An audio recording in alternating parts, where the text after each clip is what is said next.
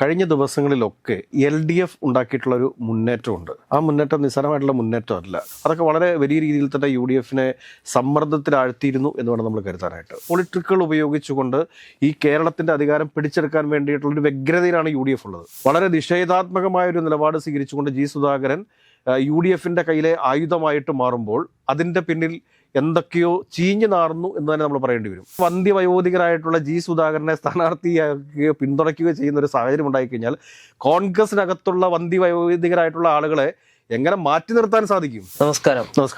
സുധാകരൻ ഇന്ന് മാധ്യമങ്ങളെ കണ്ടു. അദ്ദേഹം വളരെ വികാരാതീതനായിട്ടൊക്കെയാണ് ആദ്യം തുടക്ക സമയത്ത് സംസാരിച്ചത്. പിന്നീട് അദ്ദേഹത്തിന്റെ വിദ്യാർത്ഥി രാഷ്ട്രീയമൊക്കെ പ്രതിപാദിപ്പിച്ച് അവസാനം അദ്ദേഹം ഒരു പ്രഖ്യാപനം നടത്തി. അമ്പലപ്പുഴയിൽ സ്വതന്ത്രനായി മത്സരിക്കാൻ വേണ്ടി പോവുകയാണെന്നാണ് അദ്ദേഹം നടത്തിയ പ്രഖ്യാപനം. ഈ ഒരു പ്രഖ്യാപനം LDFന് ഒരു പ്രതിസന്ധിയാകുമോ എന്നുള്ളതാണ് ഒന്നാമത്തെ ചോദ്യം. രണ്ടാമത്തെ എന്ന് പറയുന്നത് UDF സുധാകരനെ ഒരു വടിയായി കാണുന്നുണ്ടോ? നമ്മൾ ഇവിടെ മനസ്സിലാക്കേണ്ട കാര്യം എന്താണെന്ന് ചോദിച്ചാൽ, കഴിഞ്ഞ ദിവസങ്ങളിലൊക്കെ LDF ഉണ്ടാക്കിയിട്ടുള്ളൊരു മുന്നേറ്റമുണ്ട്. ആ മുന്നേറ്റം നിസ്സാരമായിട്ടുള്ള മുന്നേറ്റമല്ല. കാരണം മുഖ്യമന്ത്രിയുടെ മോഹൻലാലിൻ്റെ ഇൻ്റർവ്യൂ, അതുകൂടാതെ തന്നെ കേരളത്തിൻ്റെ അങ്ങോളം ഇങ്ങോളം ഉദ്ഘാടനം ചെയ്യപ്പെടുന്ന വിവിധ പദ്ധതികൾ, ഈ വയനാട് തുരങ്കപാത, അതോടൊപ്പം തന്നെ പാലങ്ങൾ, റോഡുകൾ, സ്കൂളുകൾ, ആശുപത്രികൾ, ഇങ്ങനെ ഒരുപാട് ഉദ്ഘാടനങ്ങൾ നടന്നുകൊണ്ട് ഇരിക്കുന്നു. അതെല്ലാം കൃത്യമായിട്ട് ജനങ്ങളിലേക്ക് എത്തത്തക്ക രീതിയിലുള്ള വാർത്തകൾ വന്നുകൊണ്ടിരിക്കുന്നു. ഈ സമയത്തൊക്കെ UDF വലിയൊരു പ്രതിസന്ധിയിലേക്കാണ് പോയത്. അതുകൂടാതെ തന്നെ പുതുയുഗയാത്രയുടെ അവസാന ദിവസം രാഹുൽ ഗാന്ധി പ്രഖ്യാപിച്ച 5 ഗ്യാരണ്ടികൾ, അത് അവർക്ക് ഏറ്റവും വലിയ വെല്ലുവിളിയായിട്ട് മാറുന്ന ഒരു കാഴ്ചയും നമ്മൾ കണ്ടതാണ്. അതൊക്കെ വളരെ വലിയ രീതിയിൽ തന്നെ UDFനെ സമ്മർദ്ദത്തിലാഴ്ത്തിയിരുന്നു എന്ന് വേണം നമ്മൾ കരുതാനായിട്ട്. ഇപ്പോൾ ഈ കഴിഞ്ഞ ദിവസങ്ങളിലൊക്കെ നമ്മൾ കണ്ടുകൊണ്ടിരിക്കുന്ന ഒരു കാഴ്ചയാണ്, തെലങ്കാന സർക്കാരിൻ്റെ പരസ്യമാണ് നമ്മുടെ കേരളത്തിലെ എല്ലാ മാധ്യമങ്ങളിലും തെലങ്കാന സർക്കാരിൻ്റെ പരസ്യമാണ്. ഫ്രണ്ട് പേജിൽ അല്ല, വിഷ്വൽ മീഡിയയിൽ, ഏഷ്യാനെറ്റിലൊക്കെ എല്ലാ ദിവസവും ഇപ്പോൾ തെലങ്കാന സർക്കാരിൻ്റെ 3 ട്രില്യൺ സാമ്പത്തിക ശേഷിയിലേക്ക് വളരാൻ വേണ്ടി പോവുകയാണ് എന്നുള്ള രീതിയിലുള്ള പരസ്യങ്ങളൊക്കെയാണ് വന്നുകൊണ്ടിരിക്കുന്നത്. അപ്പോൾ ഈ തെലങ്കാനയുടെ പരസ്യം എന്തിനാണ് കേരളത്തിൽ എന്ന് നമ്മൾ ചോദിക്കുമായിരിക്കും. അപ്പോൾ അതിനുള്ള ഉത്തരം ആണ് ഇപ്പോൾ ഏഷ്യാനെറ്റ് UDFന് വേണ്ടിയിട്ട് പണിയെടുത്ത് കൊടുക്കുന്നു എന്ന് തന്നെയാണ് നമുക്ക് പറയാനുള്ളത്. ഇപ്പോൾ നമ്മളിവിടെ നോക്കിക്കാണേണ്ട ഒരു കാര്യം എന്താണെന്ന് വെച്ച് കഴിഞ്ഞാൽ, UDFന് കൃത്യമായിട്ട് പറയാൻ വേണ്ടിയിട്ട് ഒരഴിമതിയും ഈ സർക്കാരിൻ്റെ മുകളിൽ ഇല്ല എന്ന് വേണം നമ്മൾ കരുതാനായിട്ട്. അല്ലെങ്കിൽ ഏതെങ്കിലും ഒരു അഴിമതി ഇവർ എടുത്തു പറയട്ടെ. ഇപ്പോൾ ഈ തന്നെ നമ്മളൊന്ന് പരിശോധിക്കുന്ന കാര്യം എന്താ വെച്ചാൽ, ഇവരുടെ ഒരു പ്രതിപക്ഷ പ്രവർത്തനത്തിൻ്റെ ഭാഗമായിട്ട് ഇപ്പോൾ ഗ്യാസിൻ്റെ ദൗർലഭ്യം എല്ലാ സ്ഥലങ്ങളിലും ഉണ്ട്. ഗ്യാസ് ബുക്ക് ചെയ്യാൻ വേണ്ടിയിട്ട് നമ്മൾ പരിശ്രമിക്കുന്ന സമയത്ത് ഗ്യാസ് ബുക്ക് ചെയ്യാൻ വേണ്ടിയിട്ട് സാധിക്കുന്നില്ല. ബുക്കിംഗ് നമ്പറോ കാര്യങ്ങളോ ഒന്നും നമുക്ക് തിരിച്ച് കിട്ടുന്നില്ല. എപ്പോൾ ഗ്യാസ് നമ്മുടെ വീടുകളിലെത്തും, വീടുകളിലുള്ള ഗ്യാസ് തീർന്നു കഴിഞ്ഞാൽ പിന്നെ എങ്ങനെ വീടിനകത്ത് പാചകം ചെയ്യും? വിറക് എവിടെ നിന്ന് ലഭിക്കും? ഈ നഗരപ്രദേശത്തൊക്കെ താമസിക്കുന്ന ആളുകൾ, ഫ്ലാറ്റുകളിൽ താമസിക്കുന്ന ആളുകൾക്കൊക്കെ ഗ്യാസ് തീർന്നു കഴിഞ്ഞാൽ വിറക് എവിടെ നിന്ന് സംഘടിപ്പിക്കും? ഇൻഡക്ഷൻ കുക്കർ വാങ്ങിച്ചു കഴിഞ്ഞാൽ, അല്ലെങ്കിൽ എന്തെങ്കിലുമൊക്കെ ഇലക്ട്രിക്കൽ ഉപകരണങ്ങൾ ഉപയോഗിച്ച് കഴിഞ്ഞാൽ അതിന് വരുന്ന വൈദ്യുതിയുടെ അമിതമായ ചാർജ്, ഇതൊക്കെ ഒരു വലിയ ആശങ്കയായിട്ട് ജനങ്ങൾക്കിടയിൽ നിൽക്കുന്ന സമയത്ത് ഈ പ്രതിപക്ഷം ഇതിനെക്കുറിച്ച് എന്തെങ്കിലും ഒരു വാക്ക് സംസാരിക്കുന്നത് കേട്ടിട്ടുണ്ടോ? ഇന്നലെ മുഖ്യമന്ത്രി പിണറായി വിജയൻ കേന്ദ്ര സർക്കാരിനോട് അടിയന്തര നടപടി സ്വീകരിക്കണം എന്ന് പറഞ്ഞുകൊണ്ട് ഒരു ഫേസ്ബുക്ക് പോസ്റ്റ് ഇട്ടിട്ടുണ്ട്, കത്തയച്ചിട്ടുണ്ട്. ഈ പ്രതിപക്ഷം എന്താണ് ചെയ്തുകൊണ്ടിരിക്കുന്നത്? ഒന്നും പറയാനില്ലാത്തൊരു പ്രതിപക്ഷത്തെ സംബന്ധിച്ചിട്ട് നമ്മൾ ഇതിനു മുമ്പും പറഞ്ഞിട്ടുണ്ട്, എന്തെങ്കിലുമൊക്കെ പൊളിട്രിക്കുകൾ, ആ ഒരു പൊളിട്രിക്കുകൾ ഉപയോഗിച്ചുകൊണ്ട് ഈ കേരളത്തിൻ്റെ അധികാരം പിടിച്ചെടുക്കാൻ വേണ്ടിയിട്ടുള്ളൊരു വ്യഗ്രതയിലാണ് UDF ഉള്ളത്. അപ്പോൾ അങ്ങനെ നോക്കിക്കഴിയുമ്പോഴത്തേക്ക് സുധാകരനെ സംബന്ധിച്ചിട്ട് സുധാകരൻ ഇന്ന് അമ്പലപ്പുഴയിൽ തൻ്റെ സ്ഥാനാർത്ഥിത്വം പ്രഖ്യാപിച്ചിരിക്കുന്നു. കഴിഞ്ഞ ദിവസം ഷുക്കൂർ അമ്പലപ്പുഴയിൽ തന്നെ മത്സരിപ്പിച്ചില്ലെങ്കിൽ കോൺഗ്രസ് പാർട്ടിയുടെ എല്ലാ സ്ഥാനമാനങ്ങൾ രാജിവെക്കും എന്ന് പറയുന്നു. നമ്മളൊരു കാര്യം മറന്നു പോകരുത്, സുധാകരൻ CPMന് ിനകത്തെ വളരെ ശക്തനായിട്ടുള്ള ഒരു നേതാവായിരുന്നു, അല്ലെങ്കിൽ അഴിമതിരഹിതനായ ഒരു നേതാവായിരുന്നു എന്ന കാര്യത്തെയൊക്കെ നമ്മൾ അംഗീകരിക്കുന്നു. അപ്പോൾ ഇപ്പുറത്തേക്ക് ഷുക്കൂറിനെ മാറ്റിയിട്ടാണ് അവിടെ സുധാകരനെ പ്ലേസ് ചെയ്യുന്നത്. ആലോചിച്ച് നോക്കിയേ, ഷുക്കൂറിനെ പോലെ 52 വർഷത്തോളം രാഷ്ട്രീയ പാരമ്പര്യമുള്ള ഒരു വ്യക്തിയെ മാറ്റി നിർത്തിയിട്ടാണ് ഇന്നലെ വരെ കോൺഗ്രസിനെതിരെ തെറി പറഞ്ഞുകൊണ്ടിരുന്ന, കോൺഗ്രസിനെ നിശിതമായി വിമർശിച്ചുകൊണ്ടിരുന്ന, കോൺഗ്രസിന്റെ അഴിമതികളെ നിശിതമായി വിമർശിച്ചുകൊണ്ടിരുന്ന സുധാകരനെ കോൺഗ്രസ്സുകാർ സ്വീകരിക്കുന്നത് എന്ന് പറയുമ്പോഴത്തേക്ക് ഈ കോൺഗ്രസ് പാർട്ടിയിലുള്ള ഷുക്കൂറിനെ പോലുള്ള ആളുകളോട് ഈ പാർട്ടി എന്ത് നീതിയാണ് കാണിക്കുന്നത്? ഇവർ വിമർശിക്കാൻ പോകുന്നത് സുധാകരന് വേണ്ട രീതിയിലുള്ള പരിഗണന CPM നൽകിയില്ല, അതുകൊണ്ടാണ് അദ്ദേഹം പാർട്ടിയിൽ നിന്ന് പുറത്തു പോകുന്നത്.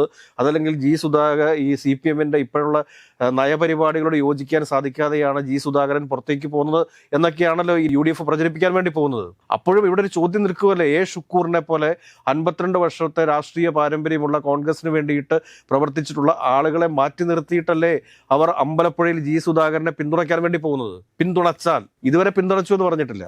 എനിക്ക് തോന്നുന്ന കാര്യം എന്താണെന്ന് ചോദിച്ചാൽ, സുധാകരൻ ഏറ്റവും ലാസ്റ്റ് ഒരു കറിവേപ്പിലയായിട്ട് മാറും. അതെങ്ങനെയാണെന്ന് ചോദിച്ചു കഴിഞ്ഞാൽ, ഇപ്പോൾ കേരളത്തിലെ ഈ വികസന കാര്യങ്ങളെക്കുറിച്ചൊന്നും ഇവിടെ ചർച്ച ചെയ്യപ്പെടാൻ പാടില്ല എന്നുള്ളത് ആരുടെ തീരുമാനമാണ്? സുനിൽ കനകലുവിൻ്റെ UDFിൻ്റെ തീരുമാനമാണ്. ഇന്നലെ തന്നെ മുഹമ്മദ് റിയാസിന് ഇന്നലെ ഉണ്ടാക്കിയിരിക്കുന്ന ഹൈപ്പ് എന്താണ് ഒന്ന് ആലോചിച്ച് നോക്കിക്കേ. അതുകൂടാണ്ട് മോണലിസയുടെ വിവാഹത്തിൽ ഇപ്പോൾ എന്താണ് ഈ സംഘപരിവാർ സൈബർ ഇടങ്ങൾ പ്രചരിപ്പിക്കുന്ന എന്താണ്? അത് മനോരമ ഇന്ന് രാവിലെ ഏറ്റുപിടിച്ചിരുന്നല്ലോ. പിന്നീട് അതിന്റെ തുടർ വാർത്തകൾ കൊടുത്തിട്ടില്ലല്ലോ. മൊണാലിസ പ്രായപൂർത്തിയായിട്ടില്ല, 17 വയസ്സേ മൊണാലിസയ്ക്കുള്ളൂ എന്നും പറഞ്ഞുകൊണ്ട് പോക്സോ കേസ് വരും എന്ന് പറഞ്ഞുകൊണ്ട് തന്നെ ഈ സംഘപരിവാർ സൈബർ ഇടങ്ങൾ പ്രചരിപ്പിക്കുന്നില്ലേ. മൊണാലിസയുടെ ഒരൊറ്റ വിവാഹം കൊണ്ട് കേരളം മതനിരപേക്ഷമാണെന്നും കേരളമാണ് ഇന്ത്യയിലെ ഏറ്റവും സുരക്ഷിതമായ സംസ്ഥാനമെന്നും ഇന്ത്യയിലുള്ള മുഴുവൻ ആളുകൾക്കും ബോധ്യപ്പെട്ടില്ലേ. അപ്പോൾ ഇങ്ങനെയൊക്കെയുള്ള ഒരുപാട് നല്ല കാര്യങ്ങളെ പ്രതിരോധിക്കാൻ വേണ്ടിയിട്ട് UDF ഉപയോഗിക്കാൻ പോകുന്ന ഒരു ആയുധം തന്നെയായിരിക്കും G. സുധാകരൻ എന്ന് പറയുന്നത്. വരുന്ന ദിവസങ്ങളിൽ ഉദ്ഘാടനങ്ങളുമായി ബന്ധപ്പെട്ടിട്ടുള്ള, അതായത് ഇലക്ഷൻ പ്രഖ്യാപിക്കുന്ന ദിവസം വരെ ഇനി ഒരുപാട് ഉദ്ഘാടനങ്ങൾ ഉണ്ടാവും, ഒരുപാട് ഗവൺമെന്റ് പരിപാടികൾ ഉണ്ടാവും. പക്ഷേ ആ പരിപാടികളെയൊക്കെ വാർത്താ മാധ്യമങ്ങളിൽ നിന്ന് മാറ്റി നിർത്തണം എന്നുണ്ടെങ്കിൽ G. സുധാകരനെ പോലുള്ള ഒരാളെ ഫ്രെയിമിലേക്ക് എടുത്തിട്ടേ പറ്റത്തുള്ളൂ. അപ്പൊ G. സുധാകരനെ ഇപ്പോൾ ഫ്രെയിമിലേക്ക് എടുത്തിട്ട് കൊടുത്തിരിക്കുന്നു. എൻ്റെ ഒരു അഭിപ്രായം പറയുകയാണെങ്കിൽ CPM നേതാക്കന്മാർ ഇതിനെ അവഗണിച്ച് കളയുകയാണ് വേണ്ടത്. ഒരു മാധ്യമങ്ങളുടെ അടുത്തും ഇതുമായി ബന്ധപ്പെട്ട് പ്രതികരിക്കാൻ വേണ്ടിയിട്ട് പോകരുത്. അങ്ങനെ പ്രതികരിക്കാൻ വേണ്ടി പോയി കഴിഞ്ഞാൽ ഇത് ഓരോ ദിവസവും പ്രതികരണത്തിന് മറുപ്രതികരണവുമായിട്ട് G. സുധാകരൻ വരുന്നൊരു കാഴ്ച കാണും. അതിനും ഭേദം അവഗണിച്ചു വിടുക. ഇതിനകത്ത് ഏറ്റവും നല്ല കാര്യം ഇതാണ്. കാരണം G. സുധാകരൻ ഉന്നയിക്കുന്നത് ഏത് വിഷയമാണെങ്കിലും ആ വിഷയത്തിൽ ചർച്ച ചെയ്യാൻ വേണ്ടിയിട്ട് CPM നേതൃത്വം തയ്യാറായിട്ടുണ്ട് എന്നാണ് എനിക്ക് മനസ്സിലാക്കാൻ വേണ്ടിയിട്ട് സാധിച്ചിട്ടുള്ളത്. അങ്ങനെ ചർച്ച ചെയ്യാൻ തയ്യാറായതിനു ശേഷവും വളരെ നിഷേധാത്മകമായ ഒരു നിലപാട് സ്വീകരിച്ചുകൊണ്ട് G. സുധാകരൻ UDFിൻ്റെ കയ്യിലെ ആയുധമായിട്ട് മാറുമ്പോൾ അതിൻ്റെ പിന്നിൽ എന്തൊക്കെയോ ചീഞ്ഞു നാറുന്നു എന്ന് തന്നെ നമ്മൾ പറയേണ്ടി വരും. എല്ലാവർക്കും അറിയാവുന്ന കാര്യമാണല്ലോ, ഈ സുനിൽ കനകലു എന്ന് പറയുന്ന ആള് ഈ റിട്ടയർഡ് CPMകാരെ തേടിയിട്ട് അവരുടെ വീടുകളിലേക്ക് പണച്ചാക്കുമായിട്ട് നടക്കുന്ന കാര്യങ്ങളൊക്കെ അറിയാലോ. G. സുധാകരൻ പണം വാങ്ങിക്കും അല്ലെങ്കിൽ അദ്ദേഹം കറപ്റ്റഡ് ആണോ എന്ന് നമ്മൾ പറയുന്നില്ല. പക്ഷേ അദ്ദേഹത്തിന്റെ ഏതോ ഒരു തന്ത്രത്തിൽ G. സുധാകരൻ പെട്ടിട്ടുണ്ട് എന്ന് വേണം നമ്മൾ മനസ്സിലാക്കാനായിട്ട്. വരും ദിവസങ്ങളിൽ UDF തീർച്ചയായിട്ടും ഒരു ആയുധമാക്കി തന്നെ ഇതിനെ ഉപയോഗപ്പെടുത്തും. അമ്പലപ്പുഴയിൽ അദ്ദേഹം മത്സരിച്ചതുകൊണ്ട് LDFന് എന്തെങ്കിലും തരത്തിലുള്ള പ്രശ്നങ്ങൾ ഉണ്ടാകുമോ എന്ന് ചോദിച്ചു കഴിഞ്ഞാൽ അത് തീർച്ചയായിട്ടും ചെറിയ സമ്മർദ്ദങ്ങൾ CPMന് മേലെ ഉണ്ടാകും എന്നുള്ളതൊരു യാഥാർത്ഥ്യമാണ്. പക്ഷെ മറ്റു പല നിയോജക മണ്ഡലങ്ങളിലും UDF പറയാൻ പോകുന്നത് G. സുധാകരനെ ഉയർത്തി കാണിച്ചുകൊണ്ടായിരിക്കും തെരഞ്ഞെടുപ്പിനെ നേരിടാൻ വേണ്ടി പോകുന്നത്. അപ്പോഴും CPM ശക്തമായിട്ട് പറയേണ്ട ചില കാര്യങ്ങളുണ്ട്. ഷുക്കൂറിനെ പോലെ എത്ര ആളുകൾ ഈ പാർട്ടിക്കകത്തുണ്ട്. G. സുധാകരന് പിന്തുണ കൊടുക്കാൻ വേണ്ടിയിട്ടാണ് കോൺഗ്രസ് പോകുന്നത് എന്നുണ്ടെങ്കിൽ എന്തുകൊണ്ടാണ് MM ഹസന് പിന്തുണ കൊടുക്കാത്തത്? MM ഹസനെ മത്സരിപ്പിക്കാത്തത് എന്താണ്? അദ്ദേഹത്തെ മത്സരിപ്പിക്കണ്ടേ? ചെറിയാൻ ഫിലിപ്പിനെ മത്സരിപ്പിക്കണ്ടേ? ഇവരൊക്കെ പാർട്ടിക്ക് വേണ്ടിയിട്ട് ഒരുപാട് കഷ്ടപ്പെട്ടിട്ടുള്ള ആളുകളല്ലേ. KC ജോസഫിനെ മത്സരിപ്പിക്കണ്ടേ? എന്താ മത്സരിപ്പിക്കാത്തത്? G. സുധാകരനെ മത്സരിപ്പിക്കുന്നുണ്ടെങ്കിൽ ഈ പറഞ്ഞ ആളുകളൊക്കെ മത്സരിപ്പിക്കാൻ വേണ്ടിയിട്ട് ഇവർ തയ്യാറാവണം. പീതാംബരക്കുറുപ്പ് ജീവനോടെ ഉണ്ട്, അദ്ദേഹത്തെ മത്സരിപ്പിക്കണ്ടേ? എത്ര മുൻ MLA ജീവനോടെ ഉണ്ട് കേരളത്തിൽ? എത്ര മുൻ MP കോൺഗ്രസിന്റെ ജീവനോടെ ഉണ്ട് കേരളത്തിൽ?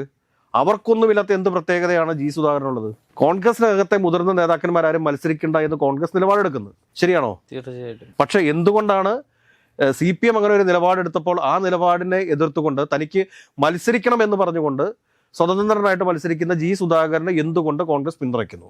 ജനങ്ങൾക്കിടയിൽ വിശദീകരിക്കണ്ടേ? അപ്പോഴാണ് നമുക്ക് മനസ്സിലാക്കാൻ വേണ്ടിയിട്ട് സാധിക്കുന്നത് G. സുധാകരൻ എന്ന് പറയുന്നത് ഒരു അധികാരമോഹിയായിരുന്നു. അദ്ദേഹം കുറെ നാളുകളായിട്ട് അണിഞ്ഞു നടന്നിരുന്നത് മൂടുപടമാണ് എന്ന് ജനങ്ങൾക്ക് മനസ്സിലാവത്തില്ലേ? തീർച്ചയായിട്ടും മനസ്സിലാകും എന്നാണ് ഞാൻ കരുതുന്നത്. അതുകൊണ്ട് ഏതാനും ദിവസങ്ങൾ ഒരു മാധ്യമ ചർച്ചയ്ക്ക് വേണ്ടിയിട്ട് UDF ഈ G. സുധാകരനെ ഉപയോഗിക്കും എന്നതിനപ്പുറത്ത് ഒരു തരത്തിലും G. സുധാകരനെ അമ്പലപ്പുഴയിൽ സ്ഥാനാർത്ഥിയാക്കാൻ വേണ്ടിയിട്ട് UDFന് സാധിക്കില്ല.